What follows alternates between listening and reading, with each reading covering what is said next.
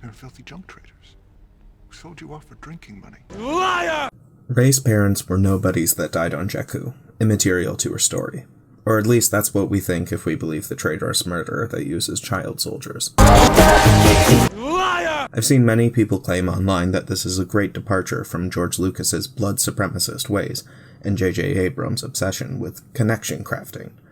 Anakin Skywalker was destined to be the hero of the galaxy, and Luke was only strong in the Force because he inherited that from his father. Or, again, that's what they would have us believe. Of course, yes, a prophecy says Anakin is going to bring balance to the Force, and the people who believe that, and fuel him on those ideas of blood superiority, are his first victims when he inevitably sees himself as the only meter of justice in the galaxy. The prophecy isn't why Anakin saves Luke.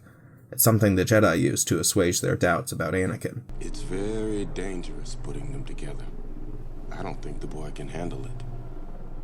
I don't trust him. With all due respect, Master, is he not the chosen one? Is he not to destroy the Sith and bring balance to the Force? So the prophecy says. It's literally the Jedi who think Anakin's blood makes him special and heroic, and they empower him both with skills and the mindset that he is above the rest of the population. Anyone that came away from the prequels thinking eugenics or blood superiority, or leaders being appointed at birth is a good thing, probably didn't understand what happened. Rey being hinted to be either a Solo, like I think she is, or a Skywalker, like the Mandalorian Wolf thinks she is not J.J. Abrams condoning nepotism. It's expanding the familial storyline. Sure, you could argue J.J. Abrams just really likes to set up mysteries. The two were accompanied by a girl.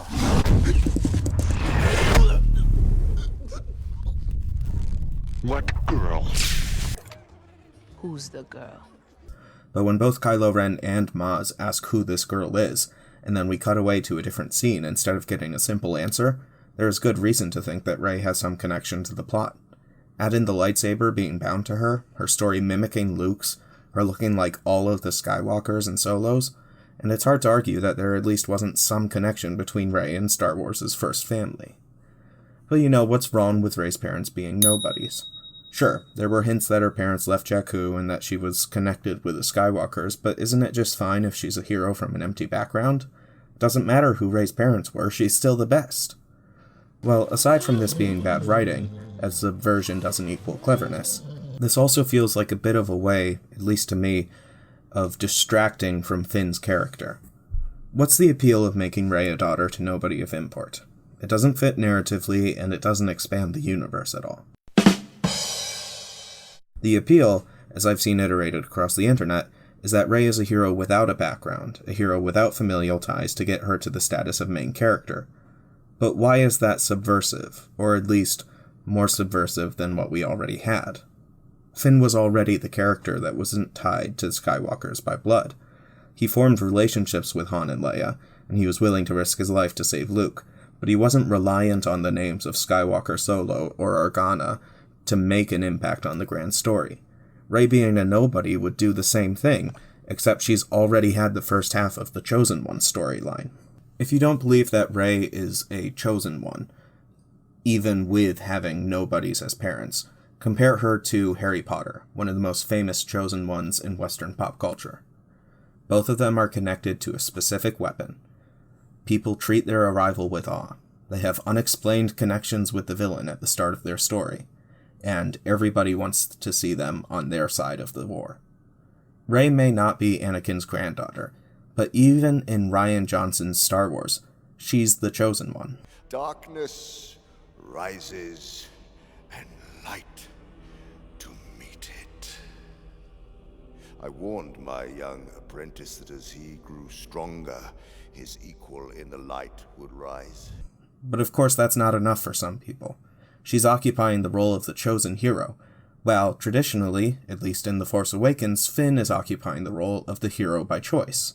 Rey is connected to Anakin's lightsaber, but Finn is the one who uses it in circumstance. In The Force Awakens, both Finn and Rey are equally heroic and equally important. In The Last Jedi, we discover that Rey is actually the chosen bearer of the Skywalker legacy, despite not having any connection to them. Finn's storyline is given to Rey, while Finn gets to relearn the lesson that he learned in the first two arcs of The Force Awakens. You can obviously have white characters be special and from unexciting origins without it seeming like it's a way to detract from characters of color. In the Dark Forces series, Kyle Katarn is an epic warrior out of nowhere, but his partner Jan Ors, who is a woman of color, is the star pilot that constantly saves his skin. In the original trilogy, Han and Lando both have ambiguous non-Skywalker-based backgrounds, but they are also equally instrumental in dismantling the Empire. It's not like Han is better than Lando, and we don't have to be repeatedly told that. In the prequels, we never meet Obi-Wan's parents, but he isn't hyped up to be anything special beyond a decent Jedi, and we don't see characters like Mace Windu be shown up to prove a point about his uniqueness. If Rey was a random junker on a planet that didn't look like Tatooine, and played by an actress that didn't look like Pernilla August, I wouldn't have a problem with her being just as connected to the Skywalkers as Finn is.